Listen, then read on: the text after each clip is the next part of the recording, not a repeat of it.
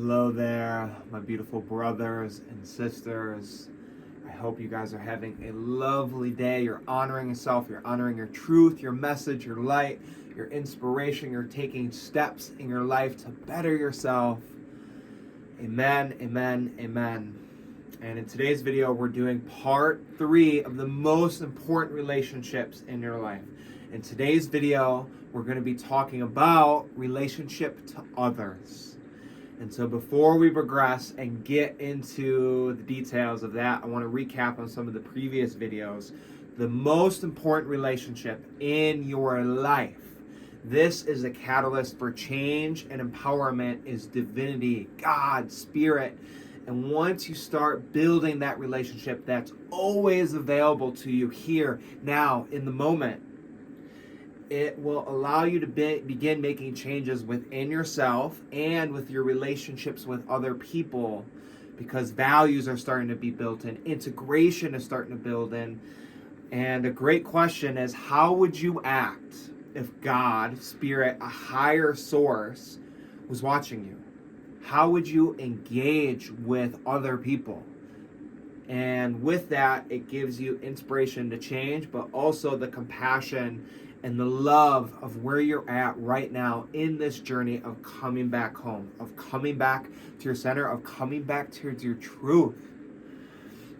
That is the most important relationship, and I have a whole video on that. I don't want to go too deep with that, but how you cultivate it is praying, asking the universe, divinity, spirit, what you want, and then being present, being still, being quiet within yourself to receive those messages. And where things start getting exciting and beautiful is when you honor the call, you honor the visions that you see, you honor the feelings that are coming up, and you create, you execute, because you know God and spirit and divinity is on your side. The most important. So once that is built with integrity, with a foundation, with devotion, it's daily, it's every single moment being connected to that God consciousness, everything else begins to change. And the next most important relationship is the relationship with yourself. Who are you? All the various intelligence within you, having the self-awareness. One, recognizing where there's incongruencies, where there's empowerments, loving yourself, and then begin making conscious choice for the love of spirit, love of divinity, and then the love of yourself. You have to love all sides of you, the good, the bad, and the ugly. And there is no good, there is no bad. But through that, that's how you start reintegrating it and finally being able to let things go. It's through love and compassion. And so with yourself, and you're building that, you're honoring that, it automatically starts echoing into the other relationships.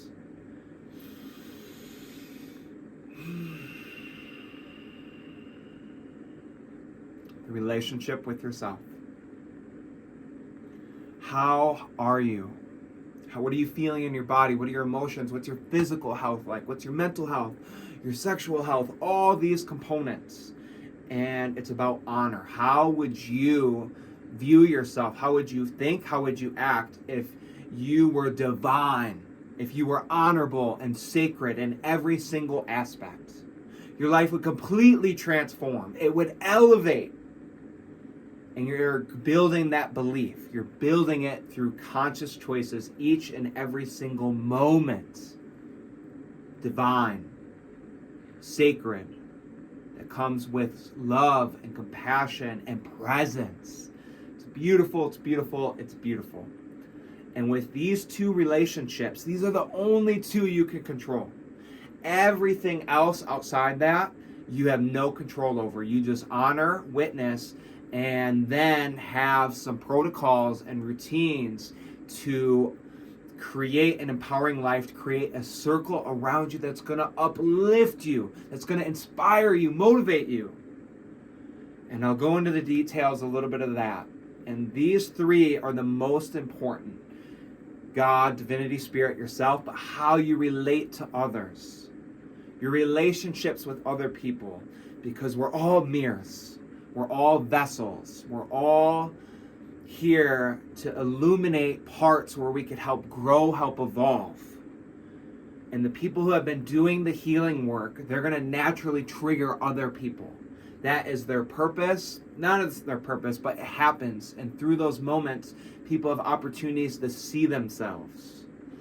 And so recognizing with the mirrors, you need to have those experiences, those reflections. And there's a couple different avenues of that. One, you have the masculine, more of assertive, directive, leadership energy, empowerment, physicality, explosiveness, fire, doing, action, executing, protecting, leading.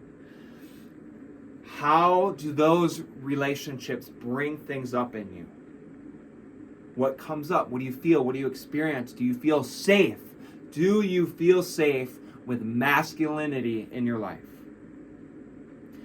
And then going to the other side of the spectrum, the femininity, the softness, the nurturing, the love, the in the flow spirit, the dynamic of the emotions, the beauty and the surrender of it is absolutely profound. And the reason you need both of these is because you have both energies within yourself. You have the masculine and you have the feminine. And with that, in order to become divine consciousness, you have to have love and compassion and integration of both of those energies within yourself. That way you are authentically being, there is no labels, and it'll allow you to be the best version of yourself. The best version and the most connected to spirit. So typically what happens during our healing journey is men who are already more naturally in tune with their masculinity, even though in today's day and age and society we're losing that. We're being conditioned that it's bad, it's wrong to have leadership, direction, assertiveness, and standing in your authentic truth and power and be willing to stand for your truth, to fight for your truth, to die for your truth. Very noble, courageous, as long as it's connected to divinity, God, and for a betterment of the collective. And so with that, that's your more default energy. In order to heal, you're going to have to go to your feminine energy. You're going to have to feel. You're going to have to experience. And that is very scary for a lot of men. And recognizing you are so safe, you are so trusted, but you have to build that relationship with all those emotions inside you. Because once that happens, it'll allow you to create safety, it'll allow you to create love and compassion with the feminine in your life. It is vital. It is vital to go through that journey, have love and compassion and integration. And once you've healed with that, you'll be more balanced, more complete, and your more default energy will rise. And it is a beautiful process to witness. And then for our sisters out there, in order for you to heal, you have to tap into your masculine energy. You've been submissive, you've not had your voice heard or expressed, you've had a man and his masculinity not lead you with integrity, with love, with compassion, with support. And so with that, you have to learn to stand up for yourself. You have to learn to take action, do things that need to be done for yourself and for the people around you, especially if you don't have that divine support and leadership from a respectable man in your life, a man that honors you, loves you, and that you have so much trust and faith in. And so once you go through that, you learn boundaries, how to stand up for yourself, to say no, to do the things you want in life, and you feel safe and secure, and you've integrated that energy within yourself, it will allow you to start honoring your more feminine energy. And these polarities, the masculine, the feminine, when they're both integrated within yourself and they're both radiant, it is truly remarkable to see that in people, how they connect with others, the relationship with themselves. The most powerful healers and some of the most interesting or intriguing and impactful humans are dialed into both. Go through your healing, honor all aspects of yourself, and have that duality of energy, of polarity. So we've talked about relationships to others, the masculine, the feminine, but now we're going into your intimate relationships, your sexual relationships. These are going to be the highest potential for growth, for seeing through you, to go to the deepest levels of yourself, right into the root where your sexual energy resides, where it's strong, where it's potent. And so with this is where your things come up in these intimate relationships. Whether it's masculine or feminine, how do you show up? How do you act? How do you behave? What things come up for you? And so that's honoring your sexual energy, honoring the primitive force of it, and allowing sexuality to be beautiful, to be sacred, to be honored. And once you do that with your sexuality, allow you to connect deeply with other people for enjoyment, for pleasure, for growth, for healing. The deepest healing will happen with intimate and sexual relationships within your life. And if you've cultivated safety within your masculine, within your feminine, in yourself and integration, those will be the most fulfilling relationships. And the beautiful thing about all these relationships, your relationship, divinity, God, spirit, the relationship to yourself, and the relationship to others, they create this dynamic where they all feed into each other. And so, for example, say you don't have a faith in a higher power, you don't have a belief in something bigger than yourself, your self-worth is low, dependent issues, addictions, depression, sabotaging behavior, all these disempowering, and then your relationship with others, you're not receiving that, you're isolated. That is a recipe for darkness, for really destructive tendencies to make themselves known, because you don't have any of the pillars of divinity, of consciousness available to you. There's a very dark place to be. You do not want to be there at all. And so with it, it's getting out of that and recognizing where you're in integrity in these components. But the beautiful thing is, once you start building one with love, compassion, integrity, consciousness, the other ones will start to evolve, because awareness is going to make itself known. You're going to see, experience, and feel areas where you're out of alignment, where you're not stepping into consciousness, where you're being destructive. And that will allow you to change. And the most important one is God. That is the inspiration, because if you don't have spirit, you don't have divinity, but you have a high self-worth, but you don't value other people, that leads to manipulation behavior, that leads to controlling other people's, which is eventually going to be destructive. And it's ultimately because you don't feel safe. And you don't have a lot of deeper universal values integrated. On the other spectrum, say God, you don't have is low. It's not available in your life. You don't seek it, and your low self-worth is down, but you prioritize other people.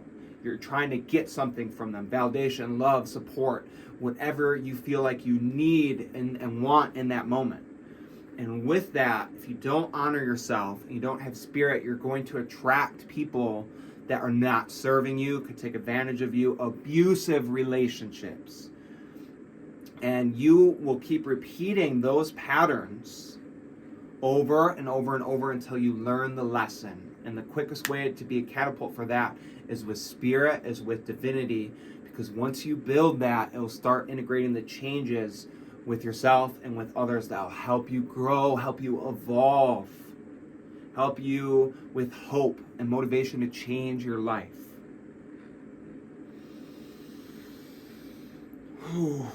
Wow. And a couple of things that I really wanted to mention: the interconnectedness, building them with integrity, yourself and spirit, because those have the most, you have control over those, but you also have so much awareness with others, right? And so with that, there's a couple concepts that have really helped me create an empowering circle, a circle of strong, resonating mirrors that I have respect for, I have trust, I have love, I have honor, and is a beautiful energy exchange where safety is there. And so I like to call this my relationship orbit, right? Now you and God are right at the center. That is your spot. And then on the innermost layer, there's a boundary. And during that boundary, that is your inner circle. And so with you, there is some things that are solely for you and God. Your inner circle, the people closest to you, don't need to know various things about you. They don't need to know certain aspects of yourself that you don't want to share. You are not inclined to tell your whole life story, everything, be fully transparent as you can. But with that, the more that you can open that dialogue, open that conversation, especially if it's areas of guilt, of shame, of things that you did wrong, it releases the charge to it. It releases the turmoil to it. It releases the energy.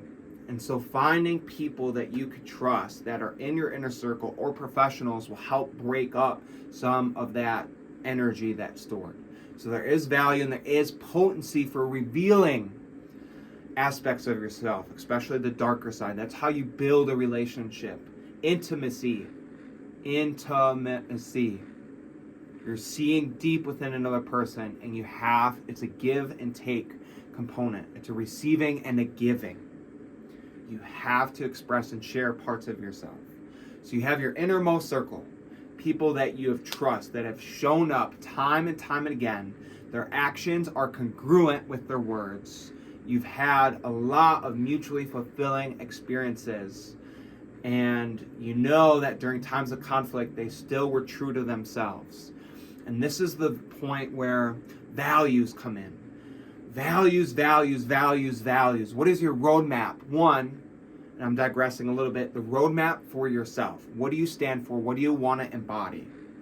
What do you want to create?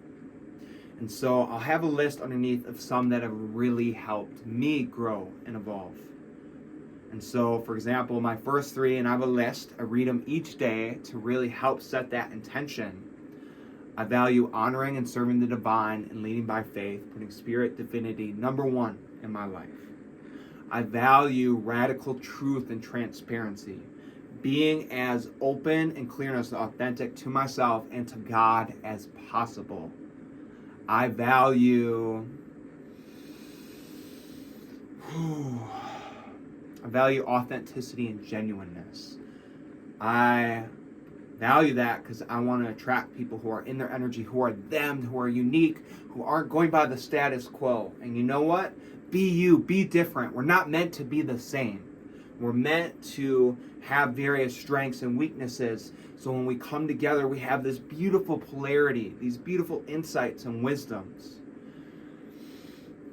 How do you relate to other people? What are your relationship values? What are you embodying with other people? And what are your boundaries with that? If you don't have boundaries or your absolute no's, you're going to have a very difficult time, especially when the lust is there and this person is so beautiful and you're like, oh, wow, you just get so attracted and the pheromones are in the air, and it can be very tempting to go down that path, go down that route and let your more primal urges take over. And it's beautiful, but it has to be in conjunction with your heart and with your mind and with your entire being. And that's where the boundaries come in. That's where the values come in. That's where the relationship to yourself comes in. That's where the relationship to divinity comes in. So going back to the orbit, you have your inner circle.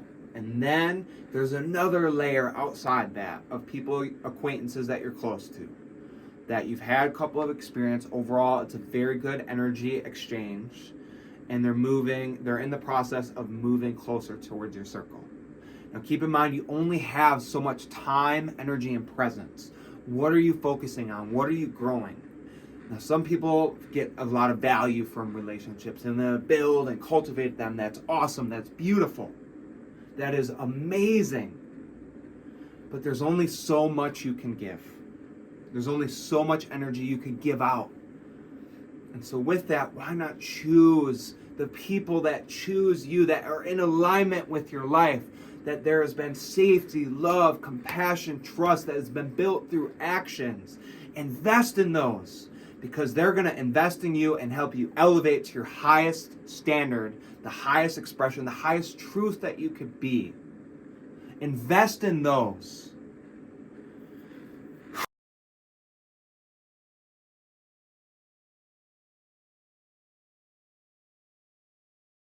Layer. And this is where people start out. You have no idea who they truly are.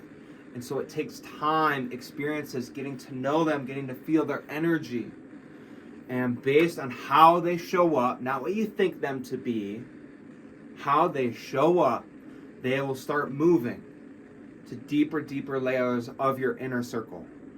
And then you have an outer layer. And this is people who are done you wrong, in a sense, or have disrespected you, invalidated you, are immoral, their values aren't good, they're not in alignment with spirit, divinity, they're not in alignment with themselves, destructive, whatever the case may be. And so you have love, you have compassion, you have understanding for that, but you have placed them appropriately and according to your truth and your values.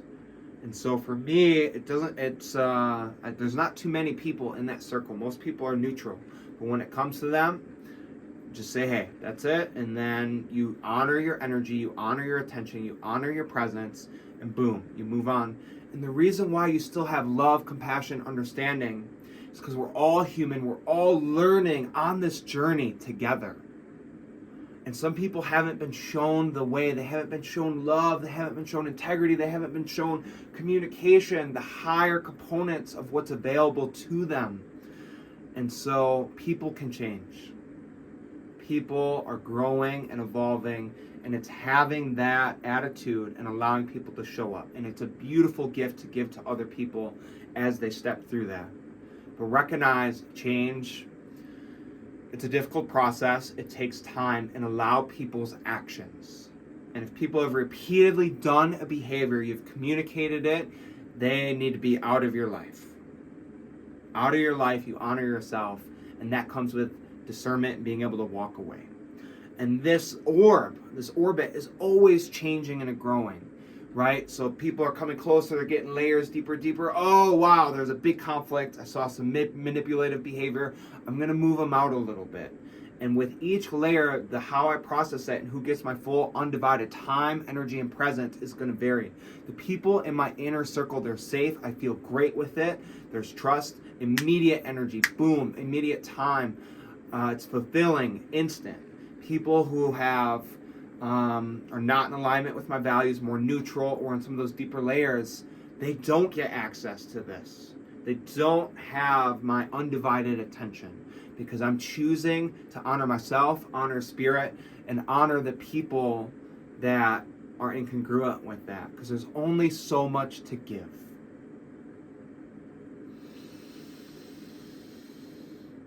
Another component of relationships is your internal compass, how you feel. And there's three components. One, before you meet this person, are you super excited, giggy, like, ooh, I get to see my brother, let's go, I'm happy, I feel good, get that good surge of dopamine, this is awesome. Or when you approach them, it's like, I'm feeling a little neutral right now.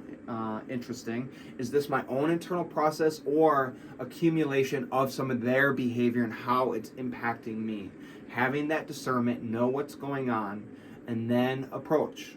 And then you have afterwards, how do I feel after this interaction? Do I feel invigorated? Do I feel alive? Do I feel empowered within my body? Was that a mutually fulfilling experience? Was it mutually fulfilling? And if you have an awareness of all three of these parts, you need a minimum of 2 to 3 of these. 2 to 3 minimal. If you only have one, that is a recipe for disaster. And if you find people where it's all three, hell yes, that is awesome. That is great. So that's the overall summary of the dynamic. And then you start adding, how many good interactions do I have with this person?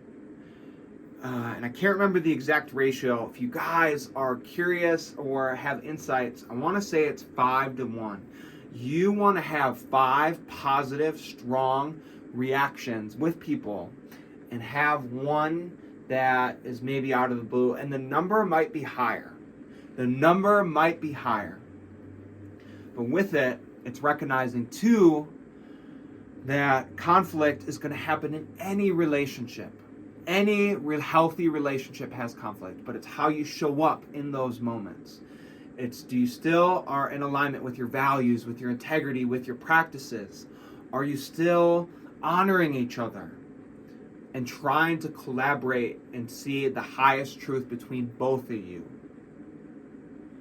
That is a skill, and it takes so much self-love and compassion not to just quit, not to move on. When someone makes a mistake and you're like, I'm done, see you, it's frustrating, because the right person will change and modify their behavior for their love for you, or for their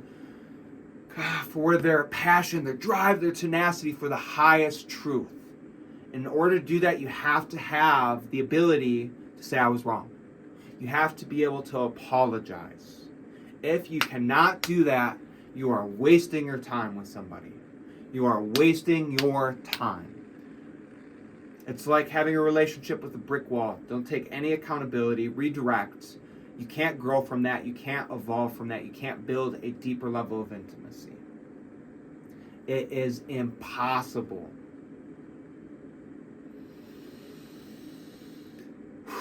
So be focused on your orbit, which people are close, which people are further away, how you feel before, during, and after, and the overall positive to negative interactions and how that person shows up in conflict.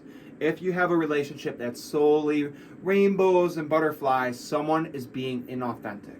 You're bound to butt heads, and the relationships where you grow the most, where you get triggered the most, is the highest potential for your healing. And those are the relationships that you want to grow with, because you're helping each other evolve. And if it's out of a place of love, integrity, that could be one of the most empowering relationships of your life. Committed to your growth, committed to your empowerment. Value the people who allow you to think different. Value the people who challenge how you think. Challenge for you to see things differently, that don't always agree with you, that are going to tell you no, because that is where you grow. And that happens in conflict. So be comfortable with it. Cultivate that and honor it. And so now we're going to be talking about some relationship dynamics that will really help you connect with others more easily. But if you have the foundation of yourself, of spirit, with some of the other things I talked about, these will be a lot easier to recognize and understand. Communication. How does that person communicate? Are they authentic? Are they real? Are they coming from a place of love? And this is where the values come in.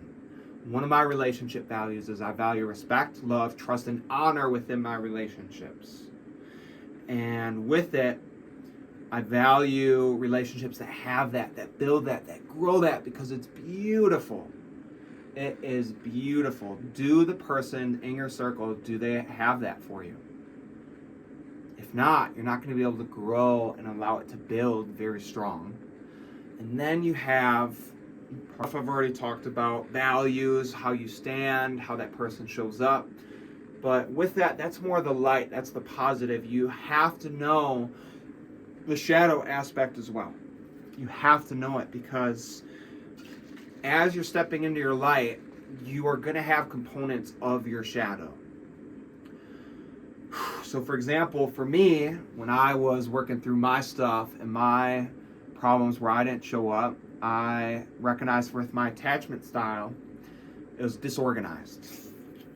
And so I would display where I was avoidant and where I was anxious. So it really created an interesting dynamic of how I needed to feel secure in the moment. It's a beautiful process. You catch it, you get quicker and quicker, and then in the moment you choose something new. You're creating a new pathway. Some of these emotional or manipulation tactics, gaslighting, someone who's trying to get you to question your reality, reframe it, change your point of view so they don't have to take accountability or nothing's wrong on their end. It could be stonewalling. That's avoiding, not having that conversation, shutting down emotionally, physically, spiritually, because something tough or difficult is coming up. Could be projection. Someone has a certain feeling or state of being inside and they're projecting that onto you. I've been guilty of that one. And recognizing how you overcome a projection, it's your intuition, right? Being empathic. Oh, this is what I'm feeling. Is it true? One, how are you feeling in this moment? How do you think that other person is feeling? And then you need truth behind it. You need congruency, and that comes by asking questions, being open to that and that dynamic. And that could be challenging because you want to feel heard, and the ego is like, no, I don't need to ask questions. I want to feel safe. This is it. Boom. And it's like that reality isn't real. It's just something you're accustomed to or something you're going through in your body. You have triangulation, speaking ill about someone behind their back, not giving them an opportunity to defend themselves. And this is really poisonous because you're you're influencing someone else's perception, and then that is based on lies and incongruence. It can be really damaging to how society starts to receive them, what things may come up. And there are a couple more, but if you have awareness of this, if you recognize when someone else is doing it, it will allow you to have compassion and love. And guess what? Stand up for yourself in that moment. And most people don't necessarily have an awareness of some of their shadow, of when they're projecting or when they're gaslighting or when they're stonewalling. And so with this, it allows you to approach it first from a place of love and compassion, bring awareness to it, right? Stand in your truth, speak, bring up the conflict, tell them what's going on, and seeing how they react to it. And then this is where conflict is so beautiful, because people, the masks drop. You get to see them for who they truly are in that moment, not what they say they are, not what they think they are, who they truly are. And if you get to a conflict moment, you just know. And it gets rid of people who are narcissistic, bipolar. You just have clarity and wisdom and direction on who you let into your more inner circle. And really, guys, what this comes down to, everyone is your brother and sister. How would you react in the world, honoring yourself, honoring spirit, and treating everyone as your brother and sister? That's what we need more than ever, with that love and compassion, especially when people mess up, especially when people hurt you. People are going to hurt you, it's life. But it's how you show up in that moment and having compassion and love for them, because through that, it's transmuted where they can elevate, they can grow. So if you focus on all three of these components, it will allow you the most clear pathway to raise your consciousness, raise your elevation, and raise your empowerment. So with it, what are you waiting for? Start building, start growing, start optimizing these relationships within your life, and watch the magic unfold. I do have a program for you guys that has helped me through this process, where we will build components and pieces of this entirety to allow you to step in your light, step in your truth, step into your gifts as a human being. And I'm excited to offer it. It's a work in progress. It'll be available soon. I do one-on-one coaching, so you are held accountable. You're given a beautiful mirror where I want you to be your best. I hold space for your worst. You can give me your absolute worst, and I am ready for it. And I have so much love for you guys. Thank you for listening. Please give a like, a comment, and a subscribe. I'm growing the community so we can help raise consciousness. And much love. Peace.